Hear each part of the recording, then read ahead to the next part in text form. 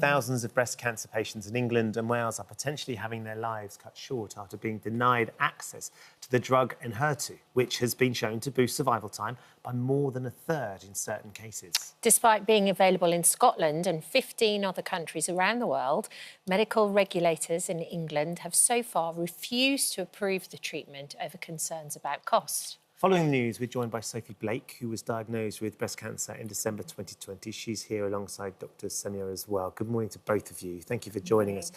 Sophie, can we start with you? I'm so sorry that you've been diagnosed with breast cancer.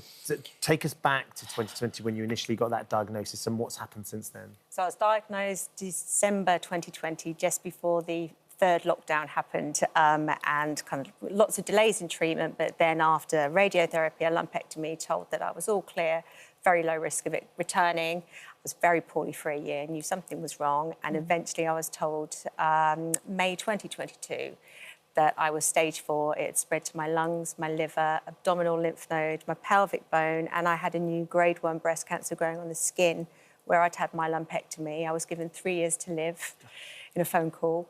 And just told basically make your plans, get your paperwork in order. But then another oncologist who I met, because I got rid of the one who gave me all the really negative stuff, and I said, yeah, I don't want you treating me. I want somebody who's far more positive, and how we're going to discuss this with me, said, there's this new drug coming out, and it's a wonder drug. You are HER2 low, which is a subtype of my type of breast cancer that I have, which is secondary. This drug Enhertu has just had a standing ovation and it's having miraculous results.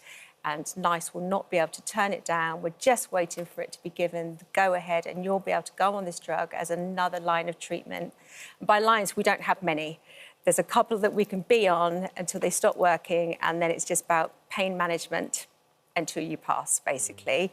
So everybody was so excited about this drug. Some women I knew flew through their first lines of treatment so quickly, and they were told, don't worry, this is coming out, you'll get it. And then they just said no, that we weren't cost effective. I was going to say, so what was their response? Why did they say no? They said that the cost of it, in terms of how the benefits of it didn't add up to them. You mean it wasn't cost effective? We weren't cost effective for them. There's only about 1,000 of us who would need it a year. But what was your instant reaction to that? Just horror. Yeah. Because you literally think, when you get told you've got 3 years to live, the medium lifespan is 2 to 3 years. Only 25% of us live past 5 years. When you hear that there's a drug that could potentially double your lifetime and also give you better quality of life than chemo would, then of course, you know, you live in hope. You grasp if that's going to go ahead. So when they say no, it's mind-blowing how they can. Dr Semiya, hearing Sophie, you can understand how horrific it would be to hear that they weren't cost-effective. Just explain a little bit why they've said that, because I don't know how you can put it from your perspective. You can't put a cost on extending your life at all. It is priceless. Exactly. Of course, the NHS doesn't work like that, and they need to cost everything up. What would be the costs, and why have they decided that actually it's not approved? The problem with the NHS, there's a certain budget, and what we have to be mindful of the fact that when NICE, who fund all the drugs throughout England and Wales, they look at how effective the drug is compared to the cost.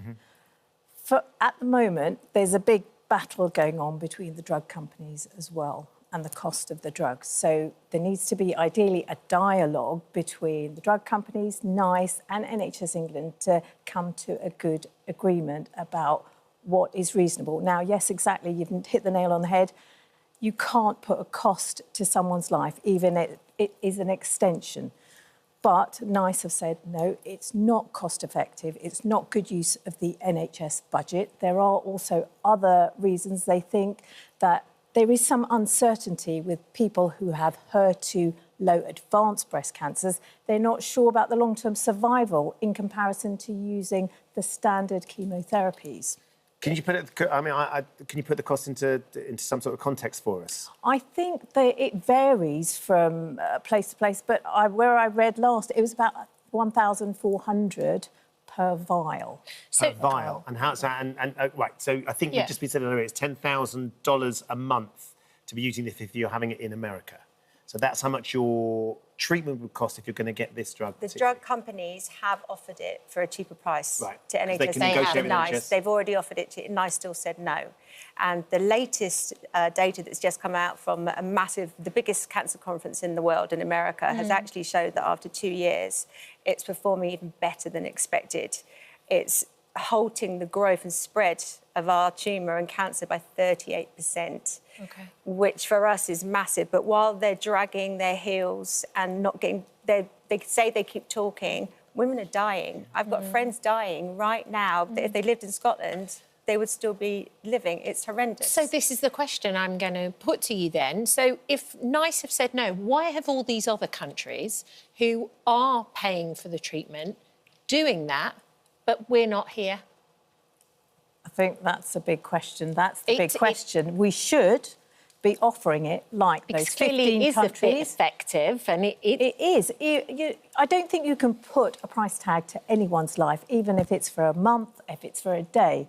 Everyone wants to live a little bit longer. So I think it's really important. NICE has to look at these women. There's only about 1,000 of them who they can actually fund and treat and extend the life for. So that's really critical. That's so important, and we have to work towards that. Can you get access to it if you were to go privately, Sophie?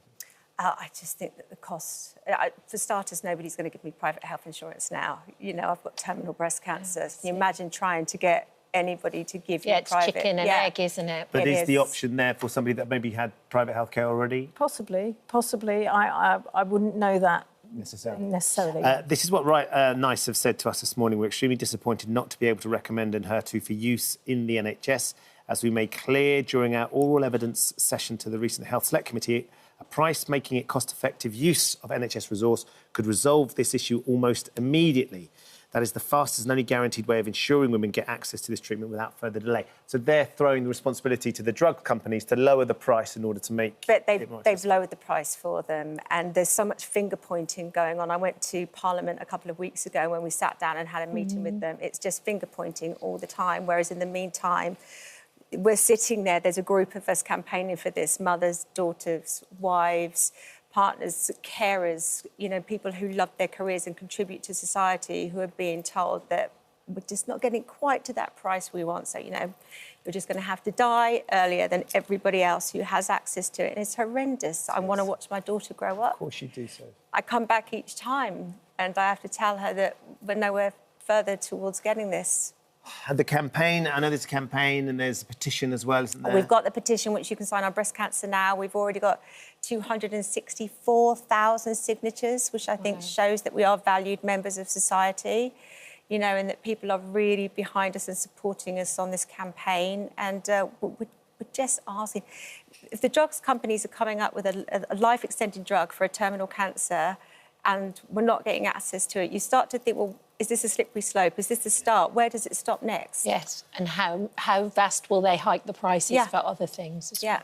Sophie, thank you for sharing your story. All the best with the campaign. Fingers crossed things can change. Tell people where they can sign the petition again. Breast Cancer Now, go on their website and it's on there. OK. Thank you very much. Thank you. Thank you for visiting our This Morning YouTube channel. We upload new content every day, so go ahead and hit that subscribe button so you don't miss out. And we'll see you in the morning.